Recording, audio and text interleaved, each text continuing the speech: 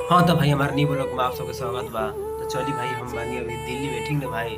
तो रउआ सबके एगो सच्चा बात बतावत तनी भाई, ठीक न? जतने आपन आदमी में रहब, ओतने दुःख तकलीफ दर्द मिली भाई, ठीक न भाई?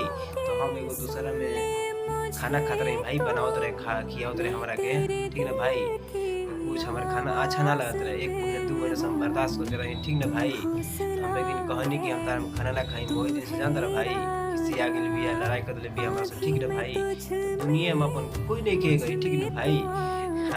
कोई नहीं के त ऐसे हम भाई हम होटल में खाना खातनी, ठीक न भाई? आ गेल बानी हम अंडा के भुजिया 4-5 गो रोटी बा, ठीक न भाई? तो कोई ए घड़ी आपन नहीं के, आपन आदमी से जतने दूर रहबा उतने ठीक रही।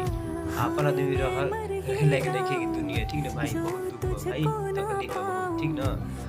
तो खाना हमरा अच्छा ना लागी त भाई हम कैसे खाई भाई? हमरा भर दिन कमाए के बा, 12 घंटा कंपनी में खटे के बा, ठीक न? तो भाई कहाँ